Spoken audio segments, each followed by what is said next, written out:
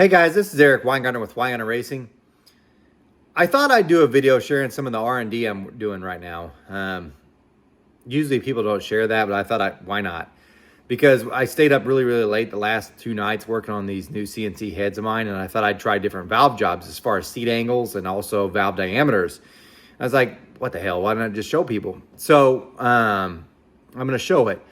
Now, some of this might seem a little long-winded because I want to show you why I started with this whole design and why I did what I did and go from there. But I'll start from the beginning and then I'll show you what I've done so you can see the actual changes. So it's not so much me talking as much. I mean, yes, I'm talking, but you'll see actual stuff that got done.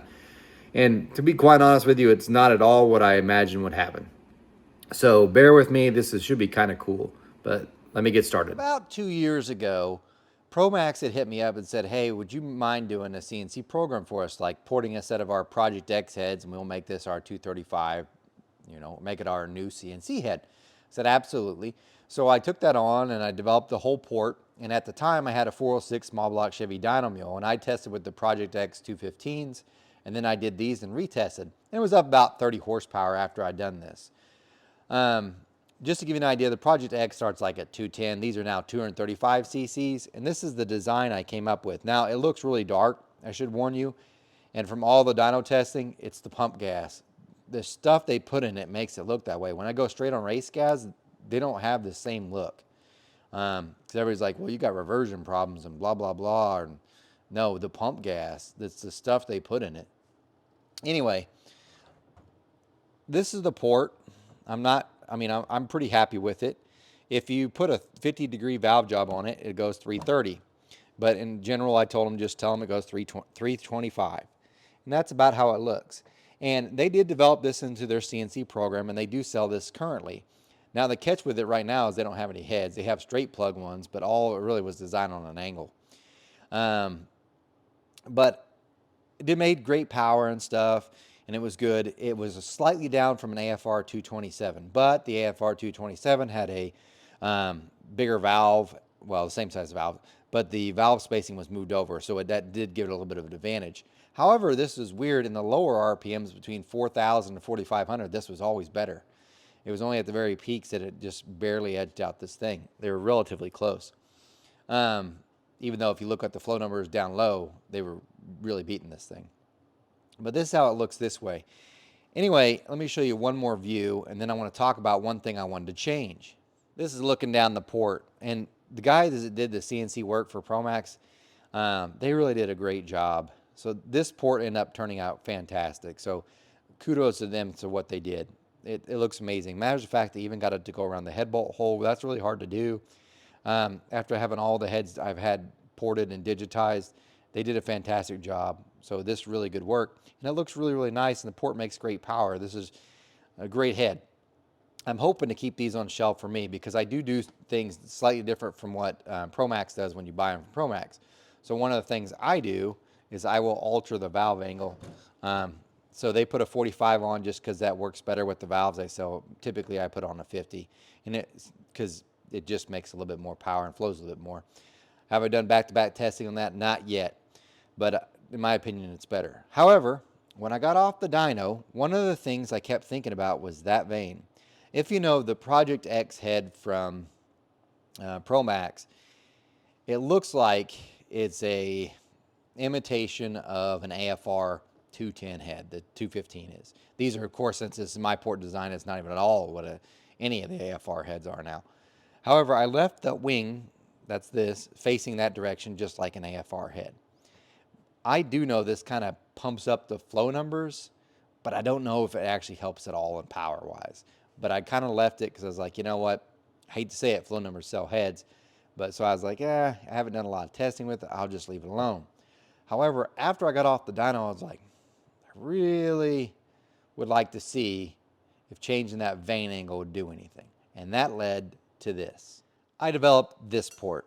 So these heads were the Promax 215s, the Project X, that I initially used on the dyno. These were the as cast ones. So what I did is I just ported this one right here, and I just decided I'm going to change some things. So one of the things I did is that other head had a 210 intake valve. I cut these out to a 2125. I put a 50-degree valve job on, and as you can tell, the biggest difference looking at that vane. Also, there's some other things that was done in the port that's different. The short side itself's different. It's taller, definitely more radius. The idea was I was going to try to do whatever I could to keep the volume the same as the other head, but try to make it more efficient so it would work better and have this vane in that direction. Then the idea was I would get it digitized, and then I could dyno test it against the other one version. In the end, this one ended up flowing 324 CFM. So compared to that model, that other one that was over there, that one only flowed 325. So they're within 1 CFM or a couple CFM, no big difference, right? The port volume itself, this one's 232 cc's, the other one's 235. This one, of course, had a bigger valve, but a 2125 intake valve, which means I had to cut down the exhaust valve to 1.575. No big deal. That's what I do on the Dragon Slayers. Push rod pinch area, this is slightly larger, but not much, like 2/100ths of a square inch, not enough to make a difference. In the general, that's how it turned out. I then sent this off to get this digitized because this one I could sell, because on that Promax one, I'm going to go ahead and tell you, Promax paid me to port it and stuff. I get no royalties. So every time it sells, I get no money off of it, which it's fine. And I'm still going to keep that head in stock as soon as they get some more in, because I want to keep them bare and be able to have them available at all times. But I want to have this one too. This one, of course, is totally my design. It's all on me. And then we put it in, or I put it into this Promax 215 casting. You see those dark shadows that you see there? Let me move the light over. That's where the CNC machine doesn't touch. That's where it's still, the as cast part remains. So it does pretty good, and you can tell it doesn't exactly follow the vane. So that's the model. This one, it's perfect almost. You can see some spots where it's not. And then you've got, this one's a little bit different. Nature of the beast with an as cast head. Typically on a CNC head, they shrink the whole port down, and then you can put it and it cleans up everywhere. Not a big deal. If you want a difference on flow, it's just your eyes. It makes your eyes not look as pretty, the ports, but the flow difference is virtually nil. Anyway, so what I did was, this was the model. This is the one that got digitized, or they digitized this one, and then they cut the other ones. So you would expect this model should be the same for everyone. If you watch enough of my channel, this has been a struggle. When I say I've lost more money on CNC porting than anything else, I mean it. Because you can make the best model, and then it can't get copied correctly. Or the casting itself is shifted, and it's not as good. So there's a lot of things that come up. And I'm not accusing the person that did this one, because you'll hear in a second, it has nothing to do with the guy digitizing. It's more to do with just the nature of the beast of the equipment. However, like on some of the other heads that I have digitized, it's because they did not take enough samples, and so it's leaving off details. This wasn't the case. This is, the casting's not there, so it doesn't always translate well. The other problem with the small block Chevy head, and that Fords and LSs necessarily don't have, is the ports get mirrored. And what I mean by this port's going this way, it gets mirrored and it puts over to this side. So sometimes when it gets mirrored, that translated copy isn't the same as this one. So you can have this one exactly, this one not really, like it could be shifted over that way or that way. Again, it's not necessarily with the machine. Sometimes it is, like it's tram, doesn't allow it, or it's not as well. But it can also happen because the CNC machine is just porting. The guide's where it was from the factory. So if that guide location say this way or that way, guess what? It's affecting it. That's one of the benefits for those people, which I don't have the ability to do that, where they get a raw blob, they'll port the head, then put the guide holes in, so they're always in exact positions. That is a huge advantage. I don't have that. But anyway, so there's some differences there. Same thing goes with the exhaust ports. So anyway, this one being the first one off the machine, I thought, well, I'm going to cut it just like I did this. So I got the depth of this one, and I went ahead and cut this one, and then I flowed it. This is a 2125 valve, and I did it with a 50-degree valve job. Got me? All right. Trust me, I'll show you the results in a minute, but I want to go through the other things that I did because this was part of R&D for fun. These are, the casting that was used is this one. Let me just pull one out. This is the casting before it gets ported, and you're like, no, it's not. It's already ported. You're right. So if you've been following my channel, you know I've got only a few sets left, and then I can get some more, but he's about to run out. These are the 210 CNC heads that I sell. They're on my online store. I'll put a link in the description. Anyway, people have asked, who's casting on there? What brand are they? They're the casting comes from China. And the same people that cast this head are the same ones that cast the Promax head. Same company. I'm not going to tell the company because why? You can't buy them from them anyway. It wouldn't matter. Unless you're buying a container load, doesn't matter. But the people that cast the Promaxes, or the person for sure, and I'm not trying to hide it from you. If you asked, I'd tell you, but you can't do anything with it anyway. It's like, who's Clint Eastwood's hairdresser? Does it matter? Anyway, the same people that cast this one, the same guy, cast this one. Same head. It's the same head with some minor variations, and I'm going to tell you real quick. The exhaust flange, the biggest one. So the exhaust ports are the exact same, but if you notice the flange here, what Promax has them do is they mill this all the way flat. So you see how you have gray area here? Let's look at the Promax. It's all milled perfectly flat. That's one difference. The other one is Promax uses 11/32 stems in their valves, for their valves train. They used to use 8mm, stopped using it because it's really hard to get 8mm stuff. About AFR is about the only one you can get it from. So it makes the valves cost quite a bit more. So they just said, we're going to stick with 11/32 stuff. These, they're 8mm. So the 8mm is like the LS, they're a thinner stem. They can have a potential to flow more. They definitely weigh less. So it's the same casting. This, by the way, is their as cast version. So if you like the Project X 215, it's this one. Except for this is from that same company, except for they just didn't mill this off, and it's 8mm. It's the same one. So people keep asking, what's the brand is it? It's my brand. I shouldn't say it's my brand. It's the place where I get them from, and they have no brand. It's a no brand. They cast the heads, and they sell them. Promax bought them, said, hey, I make these changes, and they'll be ours. And that's what they are. Back to the long story longer. What happened was, because I knew this casting from Promax was the same as the one I'm still able to get, at least for a little while. After he's sold out, I don't know that I'll be able to get anymore, but it won't matter because that program is really meant to fit in the Promax, even though they're all the same castings. Point is, I won't be able to get these anymore. Then I go back to Promax. Promax, by the way, doesn't have any. Otherwise, I could use those as well. You get what I'm saying? Problem is there's no heads, so I found the same head, just slightly different, so I could get heads to sell. Anyway, I wanted to put this program into this head. The only ones I had were these, the CNC ported ones. Now these are 210 CNC ported. They came from China. So what I did was I had my program cut into this head. So yes, it's already CNC ported, and yes, it seems like a waste to do that. You're right, but wanted to see if it fit, and that's where we got, move this valve out of the way. We got this. Sorry for the noise, just moving stuff around. This one. Now it's the same thing. You could tell some blue where it didn't clear up. Even though it looks like it's CNC there, that's because it's the previous CNC work. And this is how it come off the machine. So I haven't done the final milling. That's why the decks look rough. So got to do some milling still. I have to finish the valve job. But I thought, you know what? Just doing some R&D, and that's what this video is about. I'm going to experiment a little bit. The thing was designed with a 50-degree valve job. When I designed the whole thing, and I spent quite a bit of time just working on this one port to make it as perfect as possible. And I was really, really happy with it, extremely happy. But I didn't try a different valve job because it messes up things. So what I did was I was like, you know what? Let's just try it. So I cut this one with a 45-degree valve job. So it's still the 2125 intake valve. And remember, because I said it's 8mm valves, I got to use an AFR valve. An AFR valve has a nice wide back cut. More expensive, but you got to do it. And then the exhaust side, I cut at a 1570 because AFR has a 1570 they use in the small block Ford 220 head.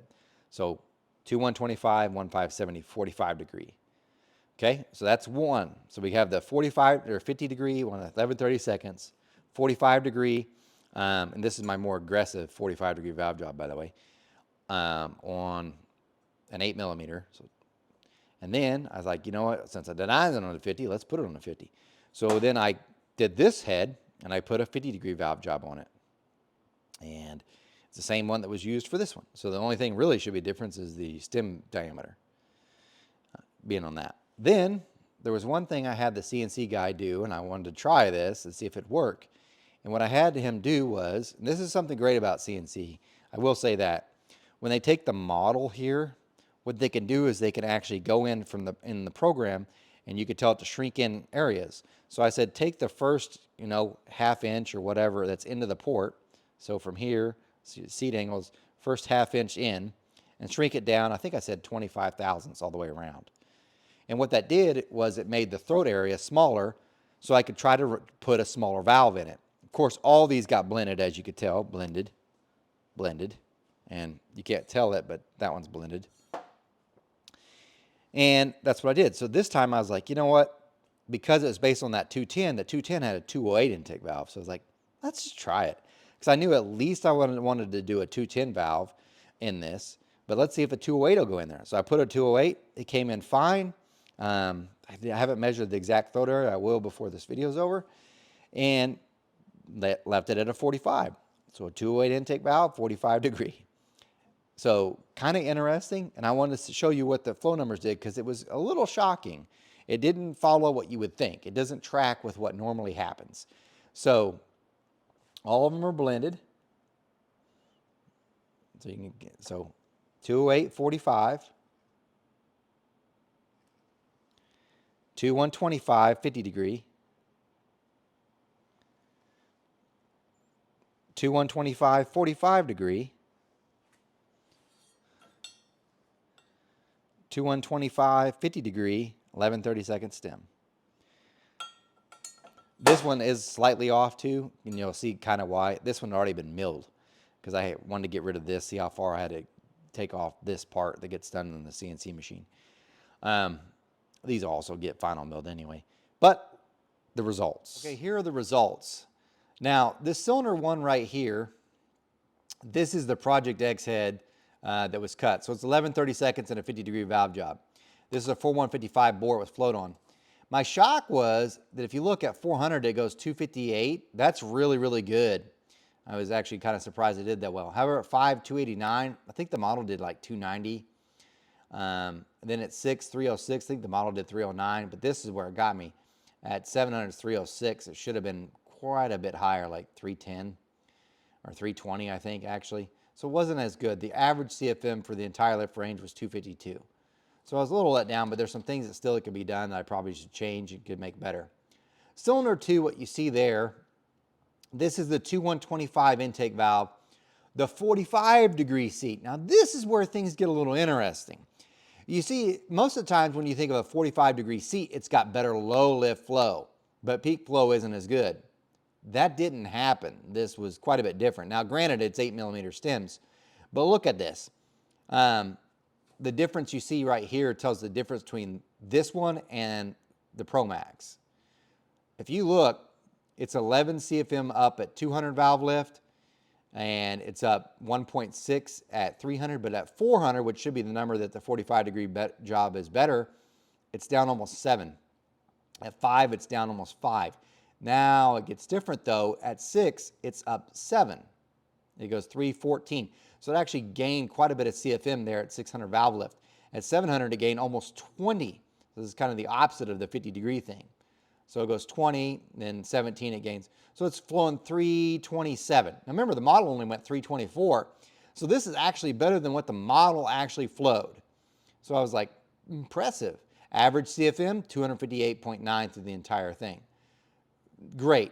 But it let me thinking, wait a minute, what if it only did that well because of the 8mm valve? I really need to cut another head with the 50 degree valve job, and that would be cylinder 3. If you look at it, we're going to start with 4. It went 254 CFM. That's 3 up from the 50, or from the 45. That goes opposite of conventional wisdom. Conventional wisdom usually says 45 degrees worse at the higher lifts, and the 50 degrees, sorry, I had that backwards. Conventional wisdom says 50 degrees worse at the lower lift and better at the peaks. This wasn't the case. If we look, it's 254 at 4. That's better than the 45 at the lower lifts. That should be reversed. At 500, there we go. There's the number I'm looking for, 292. That's what I should see at 500. So definite gain there. 600, 312 to the 314 from the 45. That should have been reversed. And then it goes 324 at 7 versus 326, 325 at 8. So it's following the model pretty closely. It's flowing about what it should. The interesting part, though, if you look at them, the 45 degree over the entire lift curve is better. Even at the peak lifts, it's not off but a few CFMs. It averaged 256.1 CFM versus 258.9 on the 45. So interesting, right? Well, then here comes the 208 valve, because I was like, I wonder if it will flow better at the lower lifts, because it's definitely more unshrouded because the valve's smaller in diameter. Maybe it'll flow more. Now remember, this is a 45 degree seat and it doesn't have hardly any back cut. I can show you the valve here in just a minute, but it has hardly any. Because the reason why I want to do the 208 valves is because the same person that sells me these heads, he buys bulk of these 208 8mm valves, but that's the only size, a 208 and 1/600. So the 2125s, the 210 intake valve, got to get them from AFR, and they cost more. But anyway, so we're trying this 208 45 degree seat. If you look, it goes 254 at 4. That's the same as the bigger valve. The 2125 flows almost identical at 400 valve lift as a 208. The port didn't change, because remember, that CNC port is exactly the same. This is all from the valve job. This is also the reason why I say so often that you're porting, like you DIY guys, and you're porting heads and you think you're changing all this. The valve job changes more often, more of the flow than the port work does often. This port doesn't change. It's just the valve job. And if you look at that, look, they're flowing the same with the larger valve versus smaller valve there. Now we go to 500 lift, that ain't the same. Go from 292 with a 2125 valve to 285. But if we compare that to the 45 degree seat, 284 to 285, it's actually 1 CFM up. That's amazing. The 600 valve lift number, 310 from a 208 intake valve, not bad. Versus the 312 from the 2125 with a 50 degree, and versus the 314 with a 45. Its peak flow, it goes 327 at 1 inch valve lift, which is just as good as the 2125 at 1 inch valve lift. There's some spots like definitely at 7, it's 316 versus the others in the 320. So it's down there, no doubt about it. The average CFM is 256.1. 255.7. So it's still down from the others, but the valve size is smaller. For fun, I was like, you know what? Try this. I floated on the 4030 board, because all these right now have been on the 4155 board. But because we have a 208 intake valve, I was like, it would fit on a 4030 board. Let's just flow it. Let's see how much it lost.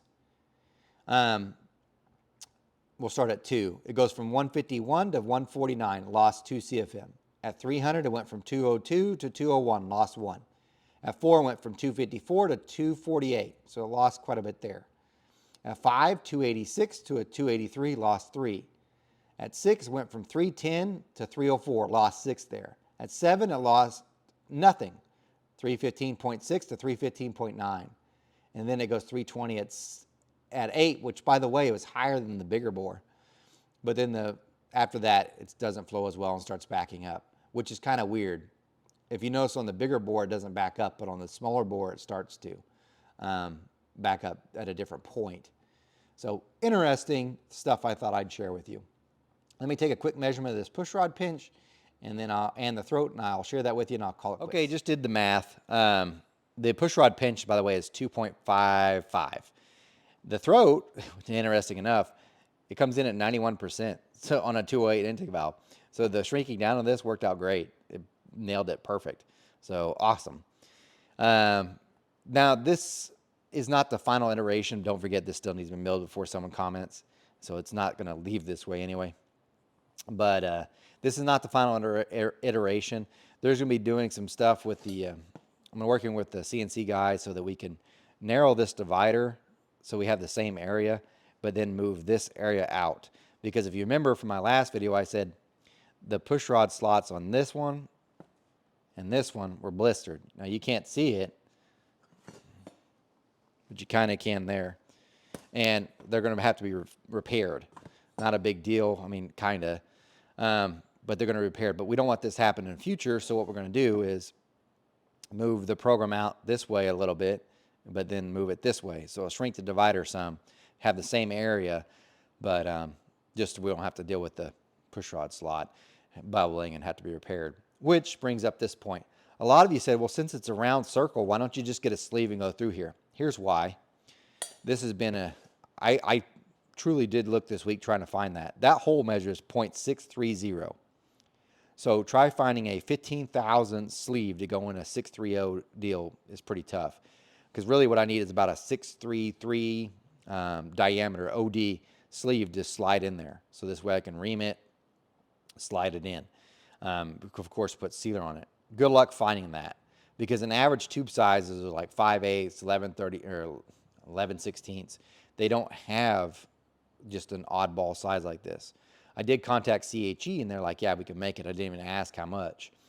But if you know anybody that sells a tube for these, the sleeves, I'd be happy for it. And if you're like, what about M&M? Because that was one of my thoughts was I'll contact M&M. M&M Competition Engines, they make an AFR 245 that they port themselves. It's probably bigger than that. But when I was at the PRI trade show, I noticed they had these brass sleeves in there. I was like, maybe they did it. Here's how they do theirs, because I called Scott up and asked. What he does on his is he makes a solid brass sleeve. Like it's not a hole at all. It's solid. And it's measured. So if this was 630, he did 633, he reams out the hole, slides the whole thing in there, hammers it in. Then he goes in with the CNC machine and cuts out the center of the solid brass.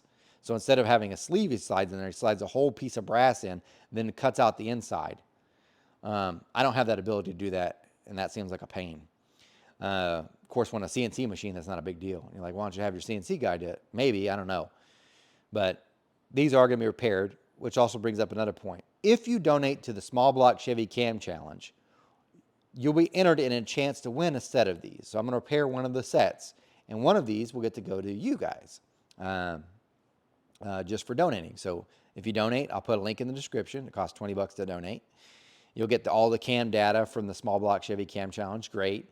And you'll get a chance to win a set of these heads. And probably it'll be this set with the smaller valves. So this way, if you're running a 383, you can still use the heads. Or if you're a bigger engine, you can still use the heads. So anyway, that's what's going on. Thought I'd share some of the R&D. If you have questions, put them in the comments. I'm always up for trying different things because as I was getting ready to record this, I discovered something else too, which I'll go ahead and share with you. These valve spacing is not, they say that they're standard valve spacing because this is supposed to be copied off of, allegedly copied off of an AFR 210 or whatever. This spacing is not the same as a Brodix Dragon Slayer or several others that claim to be standard valve spacing. This is what happens. So many things are claimed to be standard, but they're not standard at all, different. That's why their shaft rocker set up for a set of AFR heads isn't the same one that would fit a set of darts or Dragon Slayers, track ones from Brodix. Their spacing's different. And I only know this because when I was filming this, I was getting valves out to kind of show you guys. Let me see if I can go over here and kind of show you a bit better without making a total mess of everything here. Not worried about damaging the deck necessarily because I got to deck these. Sorry. Getting tired of making more than one take. Usually what I have for the distance between the intake and exhaust valve, minimum I have is 30 thou. So, and you're like, that seems excessive. It's not really. The valves can flex, even though you've only got like 1.5 to 1.8 guide clearance. They can flex and they can, you know, they don't want them to come in contact.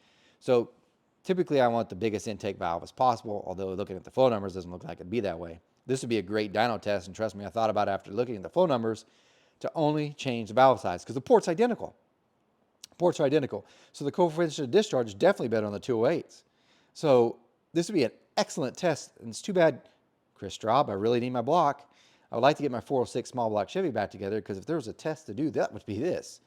Because the port didn't change, just the valve size and the flow and all that. So it would be an excellent dyno test. I look forward to maybe ever getting to do it. However, I typically like bigger intake valves. After doing that test, maybe I'll change my mind. But anyway, when you do a bigger intake valve, typically you have to cut down the exhaust valve. That's why I said I had these at 1.570. Well, when I was putting my 1.570 valve in, which is what this is, I was like, dang, that's a lot of room between the 2.125 and 1.570. A lot. Way more than I'm used to. On my Dragon Slayers, I have a 2.125 and a 1.575, and that gives me about 32 thousandths in between. No problems, by the way. I've never had an issue with them clipping. But I was like, dang, that looks way, way bigger. And it is. So what I did is I put a 1/600 in here, which isn't this valve, but put a 1/600 in that still had plenty of room, which made me think, you know, I did all this R&D just now. I'm talking about this whole video on the intake side. Maybe I should do a little R&D on the exhaust. By the way, the exhaust is phenomenal. The low lift flow is great. The peak, not so much because there's a problem. And that comes from this part. Let me see if I can flip the head. Pause. The problem with the exhaust porting is since it was modeled off this head, and if you remember, the only difference between the casting is the ProMax has this milled down. Well, when you put the same program in this head, the exhaust port's actually slightly longer. You can't see it, but right here, there's a ledge because the machine stopped running at that point because when it was digitized, it thought the port was this long, and now it's longer. So there's a ledge up here, and I only realized that after I flowed it, and I was like, oh, crap. Even though they flow, this is weird, they flow virtually identical. This one should flow way better, which, by the way, I shouldn't say virtually identical. This one flows way better down low because of the tube design 8mm valve, but the peak flow was the same. And I was like, what? That ledge. So I still need to grind this out and smooth it up. However, when I was doing all this and I meant to bring it back to it, that gives me an idea that I'm like, well, if I can run a 1/6, I wonder what that does. So I could run a 1/570 or a 1/600 in here and still have plenty of room without it hitting the valve, the intake valve, and even come close to it. So, yeah, more testing comes about just from looking at weird stuff. But a lot of development still to come in this and more dyno testing. I still think if you're wondering, well, how good are these heads? By the way, I'm going to back up just 1 second here. The other thing with this design, I put it in an AFR 210. So I want to verify it one more time before I change things because I verified it on